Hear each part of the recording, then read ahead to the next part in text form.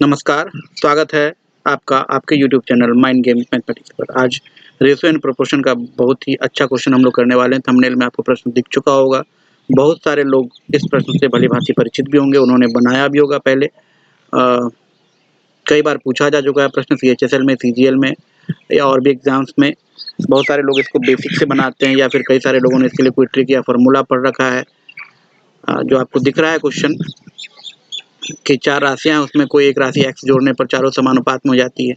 तो कई बार इसको हम लोग ऑप्शन से बनाते हैं। अगर जोड़ी जाने वाली या घटाई जाने वाली राशि डायरेक्ट आपको पूछी जाए और वही हमारे ऑप्शन में भी हो, तो आप ऑप्शन से वैल्यू पुट करके चेक कर लेते हैं, निकाल लेते हैं।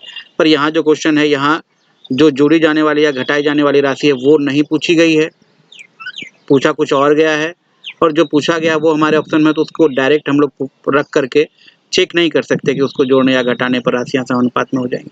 तो आइए इन प्रश्नों को कैसे हम लोग करते हैं उसको सीखेंगे कंसेप्ट से, और कंसेप्ट से ओरली कर पाएंगे इन प्रश्नों को हम लोग। क्लियर है? जो भी आप लोगों ने ट्रिक या फार्मूला पढ़ रखा होगा, कुछ भी याद रखने की आवश्यकता नहीं है। अगर आप सीखेंगे इसके रूट काउज को कि क्या हो रहा है यहाँ, तो आप इजीली क्वेश्चंस को कर पाएंगे। तो हमारे साथ बने रहिएगा आखिर तक। इसके साथ साथ हम लोग इसके कुछ और भी क्वेश्चन इसके साथ करने वाले हैं, जो हमारे लिए आवश्यक होगा करना, सीखना। देखिए, आइए एक बार एक नज़र हम उन क्वेश्चंस को देख लेते हैं। ये पहला है, दूसरा, तीसरा, चौथा, पाँचवा, छठा, सातवां और आठवां।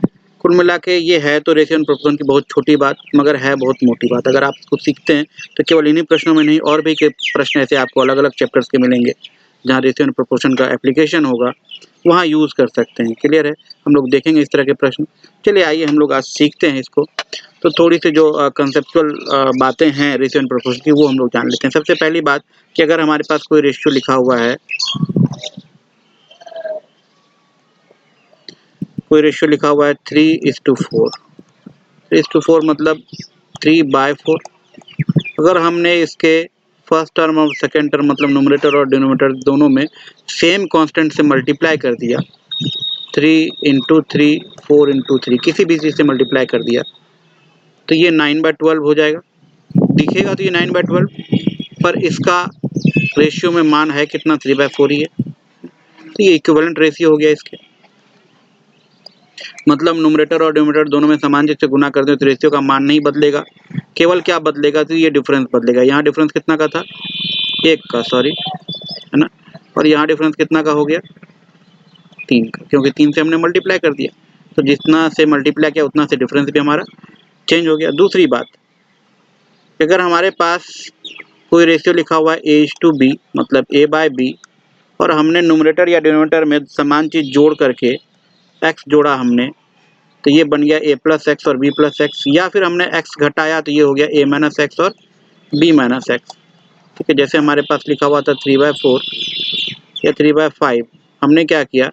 2 जोड़ दिया न्यूमरेटर में तो ये हो गया 3 + 2, और डिनोमिनेटर में भी 2 जोड़ दिया तो ये हो गया 5 + 2, और हमारे पास जो नया रेशियो बना वो बना 5/7। तो क्या आप बता सकते हैं कि ये 3/5 और ये 5/7 में क्या सिमिलरिटी है? क्या कोई समानता है दोनों में? तो हाँ, दिख रही है समानता। दोनों है तो अलग अलग रेशियो, लेकिन इसके न्यूमरेटर और डिनोमिनेटर का डिफरेंस 2 था, और यहाँ भी ये न्यूमरेटर और डिनोमिनेटर का डिफरेंस 2 बना हुआ है। और ऐसे भी आप समझ सकते हैं या जानते हैं कि 2 क्वांटिटीज़ अगर हमारे पास है, दोनों में समान चीज़ें घटाई जाए या दोनों में समान चीज़ जोड़ी जाए, तो उनके अंतर पर कोई फ़र्क नहीं पड़ता है। ठीक है? जैसे कि आपके पास 10 रुपये हैं और आपके भाई के पास 20 रुपये हैं, तो आपका भाई आपसे 10 रुपया ज़्यादा रख रहा है। अगर दोनों को फिर से 20-20 रुपया दे दिया जाए तो आपके पास क्वांटिटी 30 रुपये की हो जाएगी, जबकि आपके भाई के पास हो जाएगी 40 रुपये की, है ना। तब भी डिफरेंस जो है 10 का ही रहेगा, कोई अंतर डिफरेंस पर पड़ने वाला नहीं है। तो यहाँ भी वही बात है कि अगर हम लोग इस रेशियो के दोनों टर्म्स में समान चीज़ जोड़ें या समान चीज़ घटाएं तो रेशियो हमारा चेंज हो जाएगा, पर डिफरेंस पर कोई अंतर नहीं पड़ने वाला है। यानी जो डिफरेंस a+x और b+x का है वही डिफरेंस a और b का होगा, जो डिफरेंस a-x और b-x का है वही डिफरेंस a और b का होगा। तो इस प्रॉपर्टी का इस्तेमाल हम लोग करने वाले हैं अभी। ठीक है, आइए कुछ और चीज़ें जानते हैं रेशियो एंड प्रोपोर्शन में। अगर हमारे पास 4 राशियाँ लिखी हुई है ए बी सी डी और ये लिखा हुआ है कि आर इन प्रोपोर्शन, ये चारों जो है समानुपात में है। प्रोपोर्शन में होने का क्या मतलब होता है? प्रोपोर्शन में होने का मतलब होता है कि पहले वाले दोनों का रेशियो और बाद वाले दोनों का रेशियो क्या है? इक्वल है, तभी चारों राशियों को हम लोग प्रोपोर्शन में बोलते हैं। मतलब ये ऐसा लिखा जाता है a is to b is proportional to c is to d. Clear है? तो आगे इसको देखें तो ये एक्चुअली क्या लिखा हुआ है? A by b is equal to c by d. और आगे बढ़ाएं तो ये एक्चुअली ए डी बराबर बी सी लिखा हुआ है। ए डी को हम बोलते हैं बाहरी राशि, है ना, जो देखिए बाहर एक्सट्रीम्स पर है। तो ये एक्चुअली लिखा हुआ है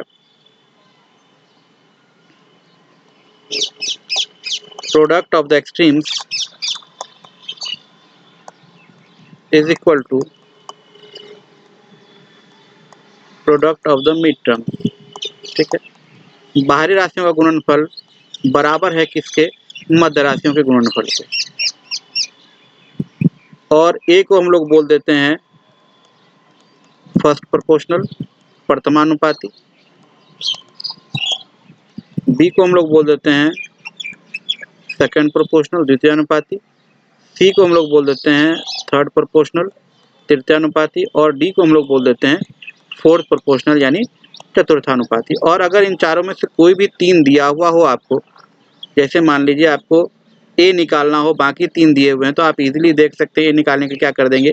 B C by D. D निकालने के लिए क्या कर देंगे? बी सी बाय ए। सी निकालने के लिए क्या कर देंगे? A D by B. और बी निकालने के लिए क्या कर देंगे? A D by C. ये आप कर सकते हैं। आपको कोई तीन दे देगा, चौथा पूछेगा तो आप इजीली काम कर सकते हैं। और जो एक बात दी जा सकती है या दी रहती है, वो लिखा रहता है a x and b are in proportion. मतलब तीन ही राशि आपको लिखी हुई है, ए एक्स एंड बी। तो तीन राशियां प्रोपोर्शन में होनी चाहिए। प्रोपोर्शन में होने के लिए चार राशियां होनी चाहिए इस तरीके से। तो ये तीन यहाँ क्यों लिखी गई? एक्चुअली ये जो बीच वाली राशि है ये रिपीटेड है और इसको एक बार इस्तेमाल किया गया है लिखने में। ये एक्चुअली है a x and b are in proportion, ये है एक्चुअली। ठीक है, और तब क्या होगा?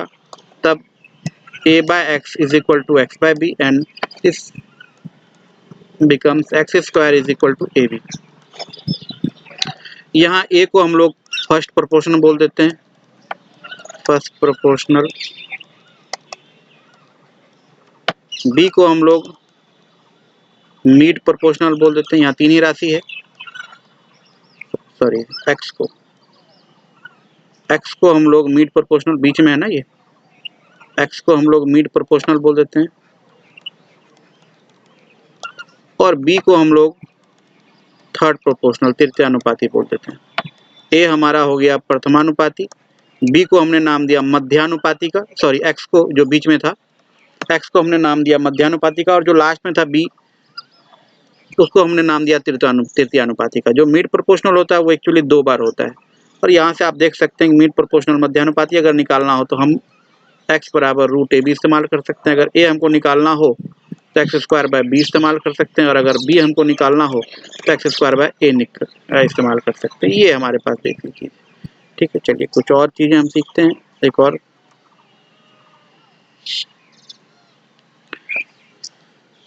अब ये बात देखिए क्या कह रही है कि अगर हमारे पास ए बी सी डी चार राशियां हैं, ठीक है, अभी प्रोपोर्शन में नहीं है ये, इन चारों में समान चीज़ जोड़ने या घटाने से ये प्रोपोर्शन होती है। मतलब जैसे सब में हमने एक्स जोड़ दिया तो a plus x, b plus x, c plus x and d plus x are now in proportion.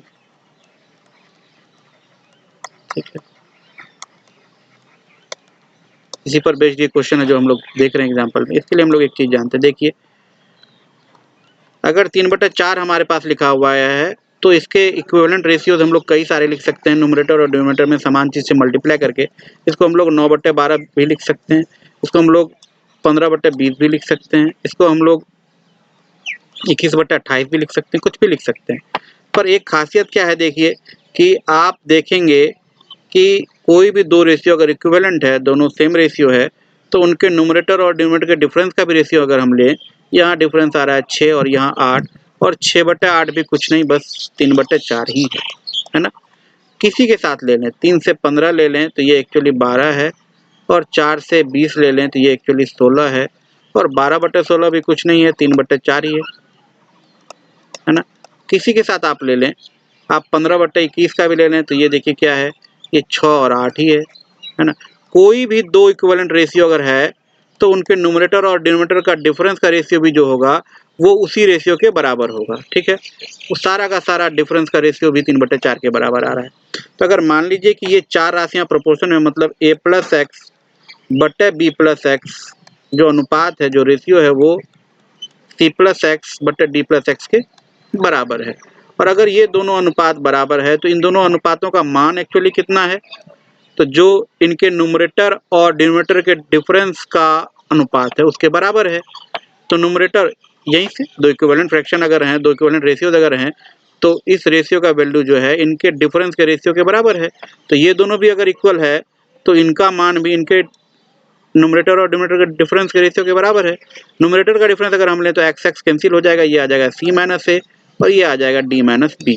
इसका मतलब अगर हमको लिखा हुआ है कि a b c d चारों में कोई समान चीज जोड़ने से जो नई राशियां बनती है, जो नई क्वांटिटीज बनती है, जो रिजल्टिंग क्वांटिटीज बनती है, वो प्रोपोर्शन में हो जाती हैं।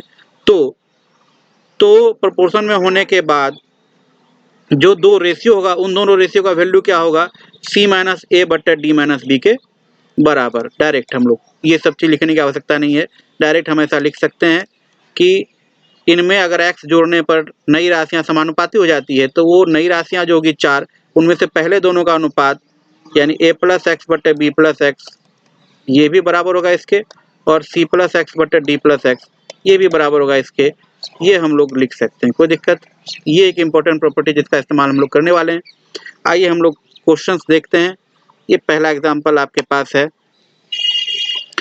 बेसिक से आप लोग कर सकते हैं, इसको कोई दिक्कत नहीं है। एक पहला क्वेश्चन हम बेसिक से करके आपको दिखाते हैं और फिर आगे चलेंगे। आगे जो क्वेश्चन हैं उनको हम बेसिक से नहीं करेंगे। जैसे ये लिखा हुआ है 7/13 के प्रत्येक पद में कौन सी छोटी से छोटी संख्या जुड़ी जाए ताकि नई संख्याओं का अनुपात 2:3 हो जाए। तो बेसिक कहेगा 7 + x बटे 13 + x = 2/3। क्रॉस मल्टीप्लिकेशन से आप सॉल्व कर सकते हैं, या ऑप्शन से अगर आप सॉल्व करना चाहें तो ऑप्शन से प्रत्येक वैल्यू 1 2 3 5 है, आप रख करके देख सकते हैं। 1 अगर आपने रखा तो 8/14 नहीं आया, 2 अगर आपने रखा तो 9/15 नहीं आया, 3 अगर आपने रखा तो 10/16 नहीं आया, 5 अगर आपने रखा 7 5 12 और 13 5 18 12/18 और ये 2/3 के बराबर हो गया। ऑप्शन से इस तरीके से आप कर सकते हैं और आपका आंसर 5 हो गया। तो या तो बेसिक से करना चाहें तो इसको आगे मल्टीप्लाई कर लें, क्रॉस मल्टीप्लाई करके सॉल्व करके x निकाल लें, या ऑप्शन रख करके चेक कर सकते हैं। पर हम लोगों ने जो प्रॉपर्टीज अभी सीखा है उसका इस्तेमाल करना चाहें तो 7/13 को बनाना है कितना, 2/3। ये डिफरेंस कितना का है, ये डिफरेंस 6 का है और ये डिफरेंस 1 का है। अगर हमने इसके दोनों टर्म्स में कुछ समान चीज जोड़ के नया रेशियो बना होगा तो उस नए रेशियो में भी डिफरेंस कितना रहा होगा, 6। और वो नया रेशियो किसके इक्विवेलेंट रहा होगा, 2/3 के। 2/3 के इक्विवेलेंट एक रेशियो हम लोग लिखते हैं जिसके न्यूमरेटर और डिनोमिनेटर का डिफरेंस 6 है। तो यहाँ 6 से मल्टीप्लाई करना पड़ेगा क्योंकि इस डिफरेंस को 6 बनाना है। तो ये 6 दूनी 12 और 6 तिहाई 18। इसका मतलब कि वो रेशियो जो 2/3 के बराबर है और उनके न्यूमरेटर और डिनोमिनेटर का डिफरेंस 6 है, वो एक्चुअली है 12/18। तब इसका कंपेरिजन आप 7/13 से कर लें। देखिए आपको कितना जोड़ना पड़ा, 7/13 में न्यूमरेटर में 5 और डिनोमिनेटर में भी 5। क्लियर है, कोई दिक्कत नहीं है। फिर से आप देख सकते हैं, कुछ करना नहीं है, हमको देखना है कि यहाँ डिफरेंस कितना है और यहाँ डिफरेंस कितना है। यहाँ डिफरेंस 1 था, यहाँ डिफरेंस 6 था, हमको इसमें कुछ जोड़ना है, यानी डिफरेंस हमको 6 बरकरार रखना है। तो इस वाले का डिफरेंस भी हम 6 क्रिएट करें। 6 बनाने के लिए हमने इसके न्यूमरेटर डिनोमिनेटर दोनों में 6 से मल्टीप्लाई किया क्योंकि ये डिफरेंस 1 था। 1 को 6 बनाने के लिए 6 से मल्टीप्लाई किया, ये 12/18 हो गया। अब हमको दिख रहा है कि 7/13 के प्रत्येक पद में कितना जोड़ा जा रहा है, 5। तो हमारा आंसर हो गया 5। अगर आपके पास ऑप्शन नहीं हो तो ये सबसे बेहतर तरीका हो सकता है इन क्वेश्चन को करने का। आइए आगे देखते हैं। अगला प्रश्न देखिए क्या कह रहा है। 3:5 के प्रत्येक पद में कौन सी छोटी से छोटी संख्या जोड़ी जाए ताकि 3:4 हो जाए। ये मान 3/5 से 3/4 हो रहा है। यहाँ डिफरेंस कितना का है, 1 का। यहाँ डिफरेंस कितना का है, 2 का। इस 1 को 2 बनाएंगे हम लोग तो ये एक्चुअली 6/8 होगा और इसका कंपेरिजन हम 3/5 से करेंगे तो दिख रहा है आपको यहाँ 3 जोड़ा गया और यहाँ भी 3 जोड़ा गया। आंसर कितना हो गया, 3। क्लियर है। चलिए अगले प्रश्न पर चलते हैं। 15:19 यहाँ घटाने की बात हो रही है, कोई दिक्कत नहीं है। यहाँ डिफरेंस था 4, सेम चीज़ घटाने के बाद डिफरेंस 4 होना चाहिए, पर ये डिफरेंस दिख रहा है 1। इसका डिफरेंस हम लोग 4 बनाते हैं, 4 से हमने मल्टीप्लाई किया, 4 तेई 12, 4 चौके 16। अब कंपेरिजन कर लीजिए 15/19 से, तो आपको दिखेगा कि यहाँ भी 3 घटा है और यहाँ भी 3 घटा है, तो घटाई जाने वाली क्वांटिटी जो है वो कितनी हो जाएगी, 3। अगले प्रश्न पर चलते हैं, देखिए क्या कर रहा है। ये थोड़ा सा अलग है। 12/17 से हमको बनाना था कितना, 3/5। यहाँ डिफरेंस हमने देखा, यहाँ डिफरेंस कितना है 5 और यहाँ डिफरेंस कितना है 2। 2 को हम 5 बना नहीं सकते, 2 को 5 बनाने के लिए जो है फ्रैक्शन से मल्टीप्लाई करना पड़ेगा। हम लोग इंटीग्रल वैल्यूज़ पर काम करना चाहते हैं, तो हम क्या करते हैं, देखिए ऐसे 2 को 5 बनाने के लिए 2.5 से मल्टीप्लाई करना पड़ता है, तो वहाँ भी काम कर सकते थे हम लोग, पर हम लोग इंटीजर पर काम करना चाहते हैं। तो ये 5 और ये 2 को हम लोग समान कर लेते हैं। 5 और 2 का एलसीएम कितना आएगा, 10 आएगा, और इसको 10 हम लोग बनाते हैं, 10 इसको हम लोग बनाते हैं। 10 इसको अगर हम बनाएंगे तो ये 24/34 हो जाएगा, और इसको 10 अगर हम लोग बनाएंगे तो देखिए कितना हो जाएगा, ये 15/25 हो जाएगा। अब अगर आप ध्यान से देखें तो इसमें कितना घटाया जा रहा है, 9, और इसमें कितना घटाया जा रहा है, 9। तो 24/34 जो कि इसका डबल था, है ना, तो डबल वाले क्वांटिटी में 9 घटाया जा रहा है, तो सिंगल वाले में कितना घटाया जा रहेगा, 9 का आधा, यानी 4.5, और आपका आंसर हो जाएगा 4.5। क्लियर है। चलिए अगले प्रश्न पर चलते हैं। दो संख्याओं का अनुपात 7:11 है जब प्रत्येक में 7 जोड़ा जाता है। अच्छा, 7:11 जब प्रत्येक में 7 जोड़ा जाता है तो उनका अनुपात 2:3 हो जाता है। अगर हम लोग इसको बेसिक से बनाना चाहें तो हमको संख्याएं माननी पड़ेगी 7x और 11x, और इसमें जब हम लोग 7 जोड़ेंगे यहाँ भी और यहाँ भी, तो ये फाइनली हो जाएगा 2/3। इसको क्रॉस मल्टीप्लाई करें और आपका x का वैल्यू आ जाएगा 7, और छोटी संख्या हो जाएगी कितनी, 7 × 7 यानी 49। पर हम लोग ऐसे काम करेंगे नहीं, हम लोग डायरेक्ट देखते हैं इसको। 7/11 से ये 2/3 हो रहा है। यहाँ डिफरेंस है 4 का और यहाँ डिफरेंस है 1 का। इसका डिफरेंस 4 अगर करें ये 8/12 हो जाएगा। इसका कंपेरिजन अगर हम लोग 7/11 से करें तो यहाँ 1 जुट रहा है और यहाँ भी 1 जुट रहा है, मतलब 7/11 को अगर हमने 2/3 बनाया तो 1 जोड़ना पड़ा है। 1 जोड़ना पड़ा है 7 में, तो 7 जोड़ना पड़ा होगा किस में, है ना, 1 जोड़ना पड़ा है 7 में, तो 7 जोड़ना पड़ा होगा किस में, 49 में। या नीचे देखें 1 जोड़ना पड़ा है 11 में, तो 7 जोड़ना पड़ा होगा किस में, 77 में। यानी छोटी वाली संख्या 49 रही होगी, बड़ी वाली संख्या 77 रही होगी। यानी ये जो जोड़ी जाने वाली संख्या इसी की जगह 7 चाहिए ना हमको। यहाँ 1 आ रहा है, 1 आ रहा है तब जब ऊपर 7 था, तो 7 आएगा कब, जब ऊपर 49 रहा होगा। यहाँ 1 आ रहा है तब जब यहाँ 11 था, यहाँ 7 आएगा कब, जब यहाँ 77 रहा होगा। तो ये 49/77 ओरिजिनल वैल्यू रहा होगा इसका। छोटी वाली संख्या 49 और बड़ी वाली संख्या 77। अगले प्रश्न पर चलते हैं, देखिए क्या कर रहा है। 21, 38, 55 और 106। हाँ, ये प्रॉपर्टीज हमने अभी पढ़ी है, 21, 38, 55 और 106, है ना। तो जो नया रेशियो बनेगा, हम यहाँ लिख देते हैं, हालांकि बार बार लिखना आवश्यक नहीं होगा। वो बनेगा 21 + x, घटा रहे हैं 21 - x बटे 38 - x, और ये 55 - x बटे 106 - x। और ये रेशियो किसके इक्वल होगा, तो ये रेशियो इक्वल होगा इसके 55 - 21 बटे 106 - 38। 55 - 21 आप देखें ध्यान से कितना हो रहा है, 34, और ये हो रहा है 68। ये एक्चुअली 1/2। यानी पहले हमारे पास 21/38 था, इसमें कोई चीज़ हमने घटाई और ये हो गया कितना, 1/2। दोनों में समान चीज़ घटाई। या हम देखें कि पहले हमारे पास 55/106 था, दोनों में समान चीज़ घटाई, तो इसका वैल्यू भी कितना हो गया, 1/2। दोनों में से किसी पर काम हम लोग कर सकते हैं। यहाँ कितना का डिफरेंस है, 1 का। यहाँ कितना का डिफरेंस है, 17 का। इसको 17 बनाएंगे तो ये 17/34 हो जाएगा। तो ध्यान से देखिए 21/38 था और 17/34 हो गया, कितना घटा गया, 4। नहीं, तो आंसर आपका कितना हो जाएगा, आंसर हो जाएगा 4। या यहाँ से भी आप देख सकते हैं, यहाँ डिफरेंस 1 का है, यहाँ डिफरेंस कितना का है, 55 और 106, 45, 6, 51। और यहाँ अगर हमने 51 बनाया डिफरेंस, तो इसको मल्टीप्लाई करना पड़ेगा 51 से, तो एक्चुअली 51/104 हो जाएगा। और हम लोग इससे कंपेयर करें 55/106 से, तो देखिए क्या हो रहा है, कितना घटाया जा रहा है, 4। तो ऐसे काम हम लोग कर सकते हैं। आंसर आपका 4 आ गया। कहीं से भी चलें, आगे से हम लोग दोनों काम नहीं करेंगे, ये लिखेंगे नहीं, ठीक है, डायरेक्ट देखेंगे। अगले प्रश्न पर चलते हैं। 5, 13, 22 और 47 प्रत्येक में क्या जोड़ा जाए। यहाँ जोड़ी जाने वाले, जोड़े जाने के बाद भी वही होगा, जो रेशियो बनेगा उसका वैल्यू कितना होगा, 22/5, 22 - 5 बटे 47 घटा 13, 22 घटा 5 बटे 47 घटा 13, तो ये भी आ गया 17 बटे 34 यानी 1/2। इसका मतलब जो हमारे पास 5 बटे 13 था उसमें हमने कोई चीज़ जोड़ी और ये 1/2 हो गया। यहाँ डिफरेंस है 8 का, यहाँ डिफरेंस भी 8 का बनाएंगे, ये 8 बटे 16 हो जाएगा। अब 5 बटे 13 से हम कंपेयर करेंगे तो ये कितना आ गया, 3 आ गया। क्लियर है? चलिए आंसर आपका हो गया कितना, 3। अगले प्रश्न पर चलते हैं, आखिरी प्रश्न जो हमारे थंबनेल में दिख रहा था। 20, 37, 54 और 105 घटाया जाता है x तो परिणामी संख्याएं समानुपाती हो जाती है। हमको 7x - 5 और x + 1 का निकालना मध्यानुपाती। तो सबसे पहले x हमको फाइंड आउट करना पड़ेगा। x फाइंड आउट हम लोग कर लेते हैं। देखिए ये डिफरेंस कितना है 34 और ये डिफरेंस कितना है 68। अच्छा, सारा क्वेश्चन 34 और 68 1/2 पर ही आ रहा है। 54 घटा 20 बटे 105 ये लिख रहे हैं हम, बार बार आपको लिखने की आवश्यकता नहीं है। जो चीज़ें दिखती है उसके लिए कलम की इस्तेमाल करने की आवश्यकता नहीं है। अभी आपको समझाना है तो हम लिख करके बता रहे हैं आपको। ये 34/68 है, ये भी 1/2 है।